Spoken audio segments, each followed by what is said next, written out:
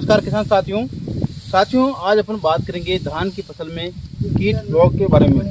किसान साथियों, उनकी कीट की पहचान कैसे करें, धान की फसल में कौन कौन से कीटों का प्रकोप होता है, आज की वीडियो में जानते हैं। साथियों, धान की फसल में प्रमुख रूप से अपना तना छेदक कीट लगता है, जिसे गोब की सुंडी भी कहते हैं। इसके अलावा पत्ता लपेट कीट लगती हैं, जड़ की सुंडी लगती हैं, गंदी बग का प्रकोप होता है, ब्राउन लिप हॉपर और ग्रीन लिप हॉपर, ये 6 प्रकार के कीट अपने धान की फसल में देखने में मिलता है।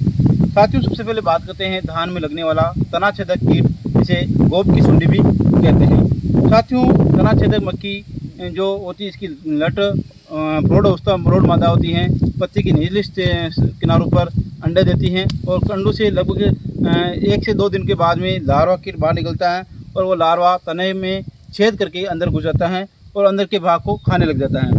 साथियों, इसे जो पौधे की गोब अवस्था है वो सूखने लग जाती है। जैसे कि आप देख सकते हो, इस लट में मैं आप देख सकता हूँ, इसमें ये तना छेदक लट है, आप देख सकते हो, ये गोब अवस्था है। साथियों, इसमें पौधे की इसमें तना छेदक का प्रकोप आप देख सकते हो। ये लट क्या करती है, अगर इस लट का प्रकोप अपनी बाली अवस्था में होती हैं तो बालियाँ सूख जाती हैं और बाली पूरे खेत में सूखी हुई नजर आती हैं, आप देख सकते हो। और साथियों, जब तना छेदक कीट का प्रकोप अगर अधिक मात्रा में होता है तो धान की फसल में लगभग 30 से 40% के आसपास में नुकसान होता है। इसी प्रकार साथियों, धान का दूसरा प्रमुख कीट होता है अपना पत्ता लपेटक कीट।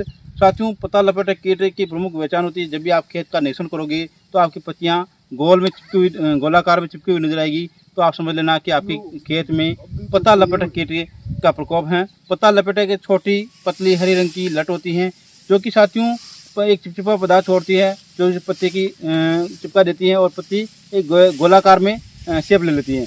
साथियों, ये पत्ता लपेटक कीट क्या करती है कि अंदर पत्ती की जो हरा भाग होता है उसको खुरच के खा जाती हैं, जिसके कारण पौधा सूखा हुआ नजर आता है। साथियों, अब तीसरा अपना प्रमुख कीट होता है गंदी बग। साथियों, गंदी बग का कीट का प्रकोप इस समय तो देखने में नहीं मिलता है, लेकिन साथियों जैसे ही पौधों में बालियाँ आने शुरू हो जाती हैं, बालियाँ की दूधिया अवस्था होती है, उस समय गंदी बग का प्रकोप देखने मिलता है। गंदी बग बाली की जो दूधिया अवस्था होती है इसमें डंक लगाता है और रस चूसने का काम करता है, जिससे बाली किसान देखता है कि इसमें जो दूधिया अवस्था होती है उसमें दूध सा पदार्थ बाहर निकल जाता है और बाली पूरी सफेद सफेद नजर आती हैं। तो साथियों, वह गंदी बग। अब साथियों, अपना चौथा कीट होता है ब्राउन लिप हॉपर और ग्रीन लिप हॉपर। साथियों, इसको अपन धान का हॉपर भी कह सकते हैं, फड़का भी कह सकते हैं। साथियों, ये हरे कलर का होता है और ये पौधों में रस चूसने का काम करता है, जिससे पौधे कमज़ोर हो जाते हैं, पौधा सूख जाता है। इससे साथियों अपनी पैदावार में लगभग 25 से 30% तक नुकसान होता है। अब साथियों, इन सभी कीटों का नियंत्रण आप कैसे कर सकते हैं? तो साथियों, सबसे पहले अपने खेतों का निरीक्षण करें, क्योंकि साथियों अगर आपके खेत में किसी भी प्रकार के कीट का प्रकोप नहीं है तो आप किसी भी दवाई का स्प्रे ना करें, क्योंकि साथियों आप अगर ज़्यादा आप दवाइयों का स्प्रे करते हैं तो आपकी फसल है उसमें रोग प्रतिरोधकता कम होती है, आपके खेत की भूमि भी बंजर होती है। तो साथियों, आप खेत का निरीक्षण करें, अगर आपके खेत में तना छेदक कीट का प्रकोप होता है, गंदी बग का प्रकोप होता है या लिप रोलर अर्थात पत्ता लपेटक कीट का प्रकोप होता है, तो आप प्रोपेनोफॉस 50 cc 2 ml प्रति लीटर पानी में स्प्रे करते हैं। इसके अलावा आप क्लोरोपाइरीफॉस 20 cc या क्लोरोपाइरीफॉस 50 cc या फिर साथियों आप सिंजेंटा की जो अलिका आती हैं उसमें आप क्लोरोनिल 18.5% आता है, लेम्डोसाइलित्रिन आता है या फिप्रोनिल आता है।